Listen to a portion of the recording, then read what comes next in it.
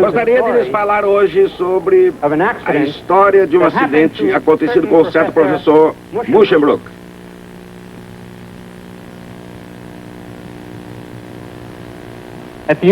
Na Universidade de Leiden, em 1745.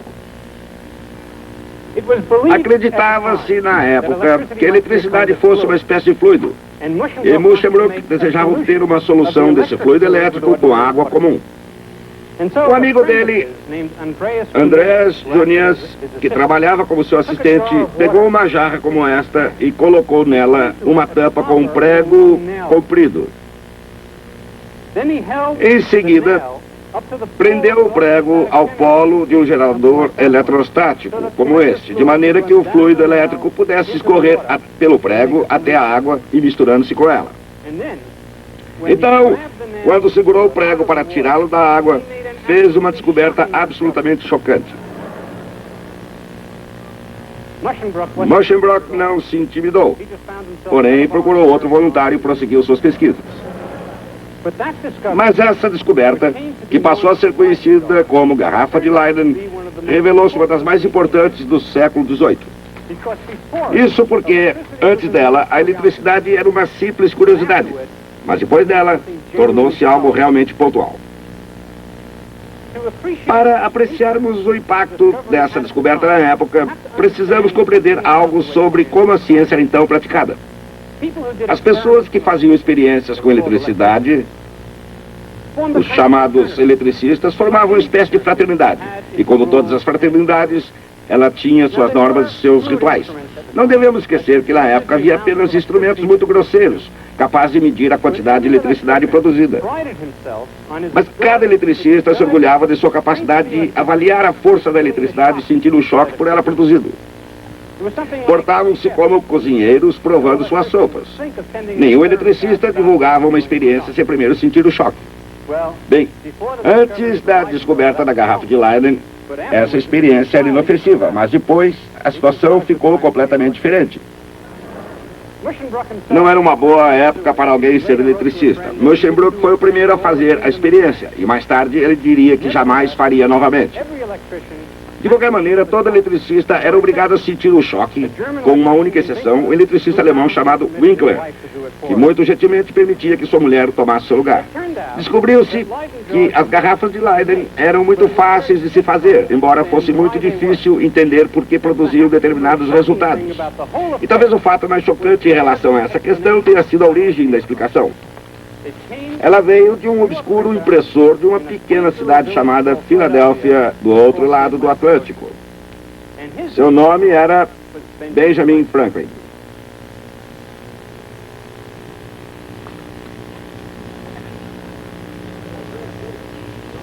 Na época, Franklin era conhecido por seus concidadãos como o mais sábio dos homens das jovens colônias. Na Inglaterra e na França, ele era uma figura lendária e extremamente popular. Hoje pensamos nele como um estadista que também praticava a ciência. Ele foi, de fato, um elemento sério e muito importante na história da ciência. E seu trabalho científico mais importante estava ligado à eletricidade. Em fins do século XVIII, as pessoas de todo o mundo viviam fascinadas com o fenômeno da eletricidade. Diziam que no Japão as pessoas faziam fila e se davam as mãos.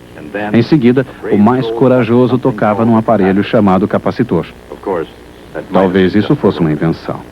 Pois na época em que Benjamin Franklin percorria as ruas de Filadélfia, a maior parte do conhecimento científico do mundo sobre eletricidade cabia numa garrafa de Leiden.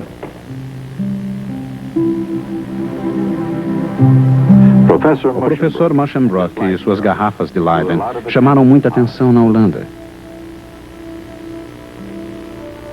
E utilizando os dispositivos de Cath-Bergerson, o professor Van Marum realizou suas experiências na década de 1780. Mas fora dos laboratórios, especialmente quando se tratava de famoso filho de Filadélfia, a questão da eletricidade podia ser decididamente perigosa.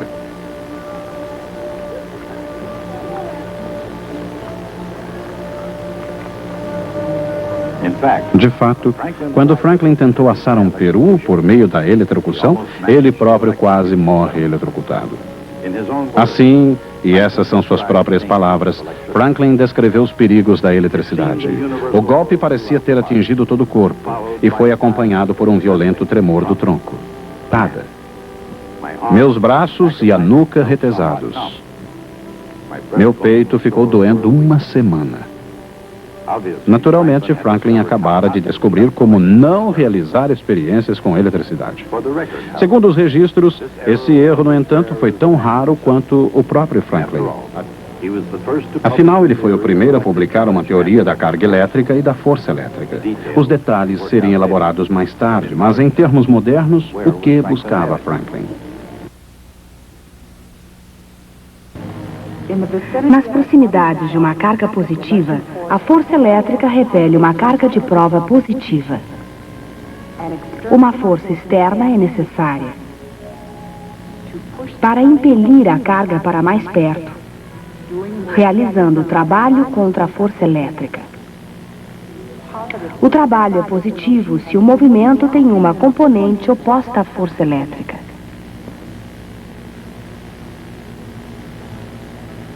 O trabalho é negativo se ele tem uma componente coincidindo com o sentido da força. E trabalho nulo se o movimento for perpendicular à força elétrica. O trabalho resultante é determinado integrando-se o produto escalar da força elétrica e do vetor deslocamento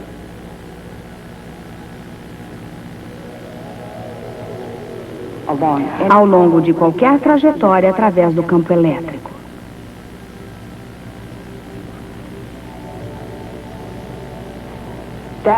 Esse trabalho resultante é igual a ΔU, a variação da energia potencial da carga de prova. Naturalmente, a força elétrica é a carga de prova vezes o campo elétrico. Assim, a variação da energia potencial é igual à carga de prova vezes alguma coisa que depende exclusivamente da trajetória através do campo. Essa alguma coisa, ΔV, é chamada diferença de potencial elétrico, sendo medida em volts. O potencial elétrico ou voltagem depende exclusivamente da posição no campo elétrico. A diferença de potencial é igual a menos a integral de E escalar dr ao longo de qualquer trajetória ligando os dois pontos.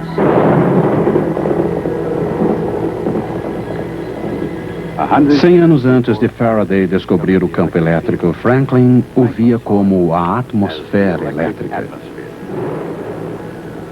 Em sua teoria, a atmosfera tem origem num fluido. Um fluido elétrico que permeia todo objeto na Terra. Tudo, por sua vez, é uma espécie de esponja que absorve esse fluido elétrico. Franklin dizia que quando um objeto absorvia uma quantidade excessiva do fluido, ele ficava carregado positivamente com fluido elétrico. Mas se o objeto não possui fluido elétrico suficiente, então ele estava carregado negativamente. Ele dizia que objetos carregados positivamente e objetos carregados negativamente se atraem mutuamente. Mas dois objetos carregados positivamente se repelem mutuamente. Os termos usados por Franklin, carga positiva e carga negativa, são usados ainda hoje. São do assunto e os seus significados, então, se alteraram. Hoje sabe-se que eles são, na verdade, dois tipos diferentes de eletricidade, carga positiva e carga negativa, e que todos os objetos na natureza contêm os dois tipos. No entanto, Franklin percebeu corretamente que a carga elétrica é algo que jamais pode ser criado ou destruído, mas que flui simplesmente de um objeto para outro. Essas descobertas fizeram com que Franklin fosse aclamado como um dos mais destacados cientistas do mundo no campo da eletricidade. Mas foi a imprensa escrita e não a ciência que lhe trouxe fortuna. E no processo ajudou a espalhar a sua reputação. Ele foi aprendiz do New England Courant, editor do Pennsylvania Gazette e finalmente do Poor Richard's Almanac, o que o deixou muito, muito rico.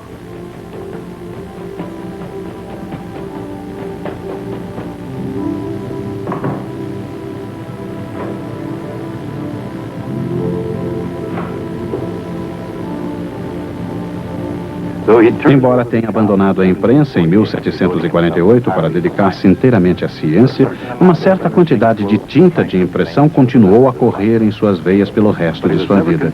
Mas ele não se satisfazia apenas em ler e escrever sobre os acontecimentos da sua época.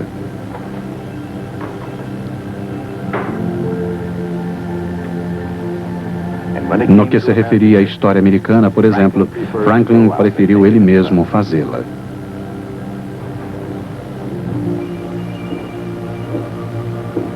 Mas se foi uma presença importante nas colônias, sua figura era absolutamente lendária na Europa. Era uma figura imensamente popular na Inglaterra e na França, profundamente admirado como estadista, um filósofo e um cientista, surgido inacreditavelmente das bárbaras colônias americanas. Durante toda a vida, Franklin foi também um homem de uma sorte incrível. Poucas horas antes de apresentar suas credenciais à corte de Luís XVI, descobriu que a peruca empoada e as roupas formais que lhe haviam sido reservadas eram muito pequenas. Franklin surgiu então audaciosamente com roupas comuns e sem peruca, e ao invés de ser ridicularizado, foi aclamado no mesmo momento como o filho das terras das florestas negras. Mas a fama de Franklin foi muito mais longe. Ele foi também reconhecido como um inventor por muitas e boas razões do para-raios, da cadeira de balanço, do fogão Franklin e até mesmo do horário de verão.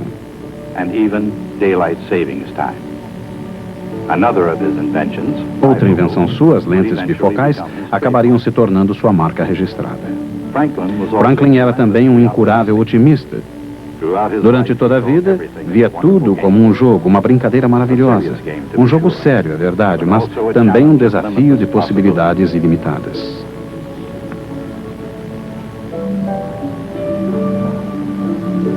Qual terá sido a sensação de açoitar um remoinho com um chicote ou colher um raio com uma pipa? Franklin foi o único homem na face da Terra capaz de responder a essas perguntas com base na própria experiência. Na terra e no mar, ele estudou tudo o que pôde. Escreveu detalhadamente sobre seus estudos. Foi chamado de doutor, em parte graças aos seus escritos sobre doenças e a prática da medicina.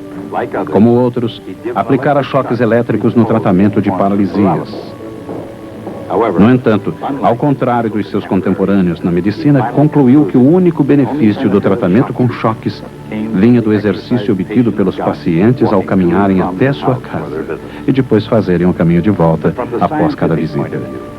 Mas do ponto de vista científico, o fato mais excitante foi e ainda é sua percepção do próprio fluido elétrico. Embora hoje não seja muito difícil encontrar algumas poucas imperfeições na teoria do Dr. Franklin, ela foi a mais avançada da época. E até certo ponto estava correta. Seu fluido elétrico continha centelha do que estava por vir.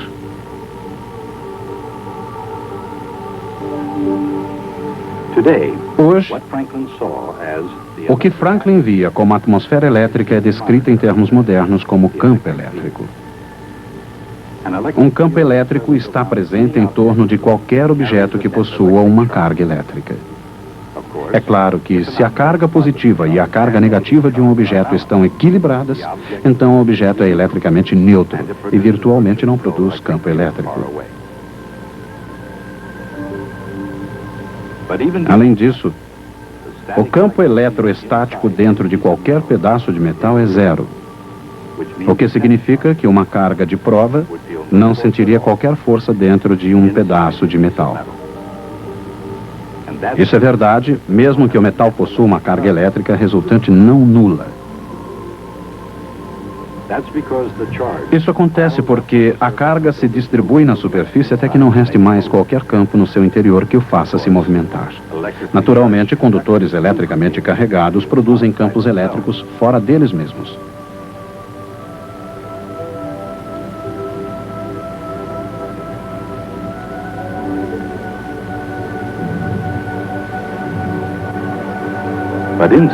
Mas dentro não existe qualquer campo. E como há um campo elétrico entre os dois pedaços de metal com cargas opostas, certamente haverá uma diferença de potencial entre eles.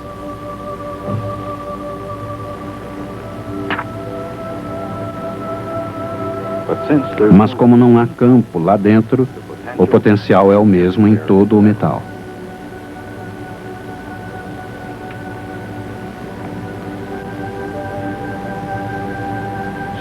Assim, cada pedaço de metal é uma região de potencial constante.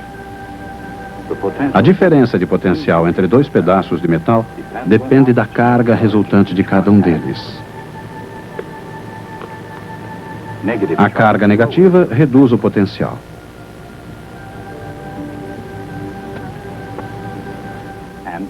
Enquanto a carga positiva o eleva.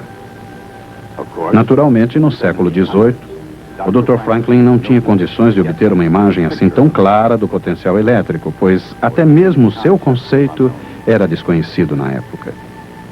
Mas ele tinha um imenso conhecimento de eletricidade, um conhecimento que ele muitas vezes compartilhou com seus colegas europeus.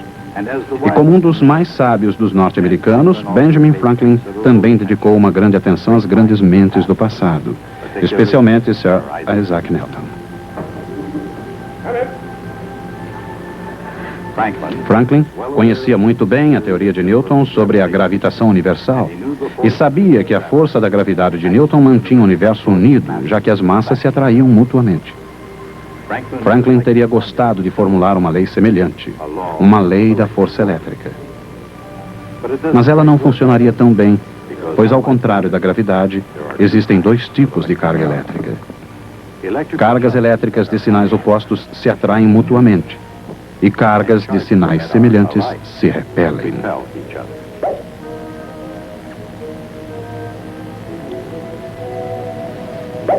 Essa é uma das razões pelas quais uma bateria comum tem o potencial de criar um campo elétrico. Quando uma bateria está ligada entre dois pedaços de metal, ela força a carga a fluir de um para o outro, até que a diferença de potencial entre eles seja igual à voltagem da bateria. Isso cria um campo elétrico entre eles. Se a voltagem é duplicada, o mesmo acontece com a carga. E também com a diferença potencial. E com o campo elétrico. De maneira geral, a carga transferida é proporcional à voltagem aplicada. A constante de proporcionalidade C é chamada capacitância. Muito antes de existir o moderno capacitor, e muito menos o meio e a matemática para ilustrarem o seu funcionamento, todo mundo sabia da existência do relâmpago. Mas para se descobrir o papel do relâmpago no mundo da ciência natural, foi preciso acompanhar Benjamin Franklin no estudo da eletricidade propriamente dita. De todos os eletricistas do século XVIII, apenas Franklin compreendeu o que eram de fato os relâmpagos, gigantescas faíscas de eletricidade, não muito diferentes daquelas que ele era capaz de criar em seu laboratório. No papel estava a base de sua teoria. Primeiro, coloque uma estaca de metal ou para-raio no teto de um edifício. Em seguida, coloque um arame perto da estaca. Na teoria, a estaca deveria extrair alguma eletricidade do céu tempestuoso e uma faísca saltaria do metal para o fio. Antes da experiência, essas instruções haviam sido publicadas na Inglaterra. Thomas François Dalibard as seguiu ao pé da letra e realizou a experiência com sucesso nos arredores de Paris. Naturalmente, Franklin não tinha como saber que isso tinha acontecido quando ele próprio decidiu enfrentar o poder da mãe natureza. Finalmente, ele colocou sua teoria em prática de maneira muito mais perigosa. Em vez de usar um para-raio para extrair a eletricidade do céu, ele usou uma pipa. Uma pipa muito simples feita com gravetos e um lenço de seda. Em vez de um fio separado, ele prendeu uma chave de metal ao barbante da pipa. Na noite fatídica, Franklin observou fios soltos pendurados no barbante da pipa. Exatamente como havia previsto, as faíscas saltaram. Quando elas se lançaram da chave às suas mãos desprotegidas, Franklin experimentou uma sensação que jamais esqueceria. Mas, na verdade, a maior das descobertas de Franklin não foi feita com raios. Foi feita com garrafas de Leyden. Foi aqui na Terra, muito mais do que no céu de tempestades, que Benjamin Franklin revolucionou a ciência da física. Muitos achavam que, ao carregar uma garrafa com eletricidade, estavam acrescentando grandes quantidades de eletricidade a essa garrafa. Mas Franklin sabia que não era bem assim. Com seu conhecimento, ele foi o primeiro a descobrir como funcionava um capacitor. Ele percebeu que o fluido elétrico não estava sendo criado nem destruído. Apenas fluía de um lugar para outro. Numa garrafa de Leyden, ela fluía do condutor dentro da garrafa para o condutor do lado de fora. Em outras palavras, a garrafa de Leyden foi o primeiro capacitor elétrico primitivo. Com duas peças de metal quaisquer, pode-se formar um capacitor. A forma não importa. As duas peças de metal podem ser as chapas de um capacitor de placas paralelas, como também podem ser as partes interna e externa de uma garrafa de Leyden. O campo elétrico, um capacitor de placas paralelas, resulta de fato das películas de cargas opostas que se contrapõem nas superfícies metálicas. O campo entre as películas é constante. As duas películas de cargas opostas se atraem mutuamente e se ajudam a permanecer no lugar. É por isso que um capacitor é um aparelho tão útil. Se a voltagem é mantida constante por uma bateria,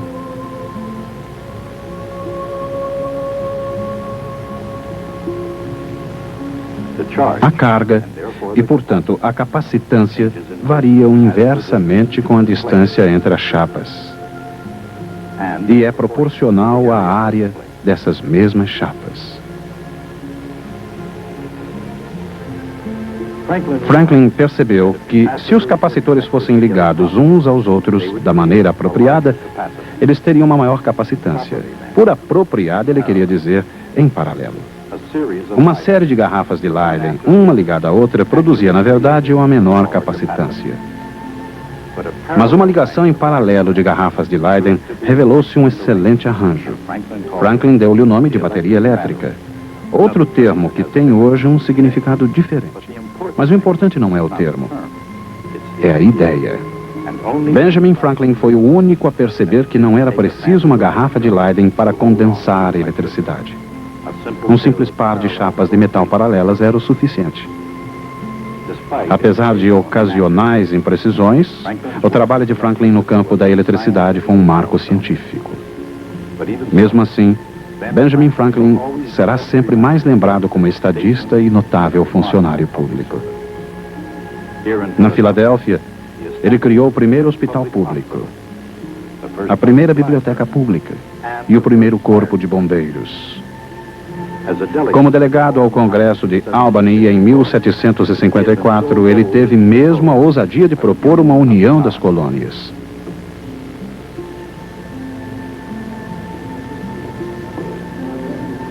Por razões quase impossíveis de serem enumeradas, Benjamin Franklin foi e ainda é hoje um tesouro nacional, um monumento às promessas ilimitadas da democracia. Aqui, neste aposento, com a diligência de um estudioso e a moderação de um estadista, ele traçou o curso e mudou os ideais de uma nação que acabava de nascer. Mas como cientista, Benjamin Franklin foi um dos maiores filósofos naturais. Não apenas na época, mas ainda hoje, em todo o mundo da ciência. Franklin é muito inteligente. Talvez sua invenção mais inteligente tenha sido o para-raio. Mas ele teve um concorrente na Inglaterra, alguém que também inventou um para-raio. Os dois discordaram em relação a determinado detalhe. Franklin achava que os para-raios deveriam ter extremidades pontiagudas. Seu concorrente inglês acreditava que o para-raio deveria ter uma espécie de bola na extremidade. Mais tarde, ficaria provado que Franklin estava certo. Mas na ocasião, os Estados Unidos não mantinham as melhores relações com a Inglaterra. Estava acontecendo algo que ficou conhecido como Guerra da Separação. O rei Jorge III decretou que todos os para-raios da Inglaterra deveriam ter extremidades arredondadas. O rei tentava alterar a lei da natureza através de um decreto real. É claro que isso é impossível. Seria necessário uma lei aprovada pelo parlamento.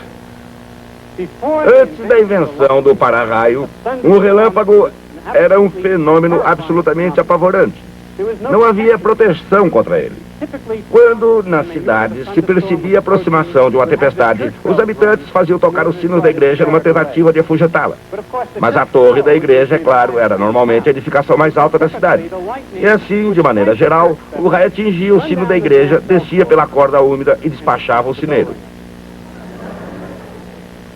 A invenção do para-raio foi a primeira demonstração de que uma compreensão teórica da ciência podia conduzir ao domínio das grandes forças da natureza.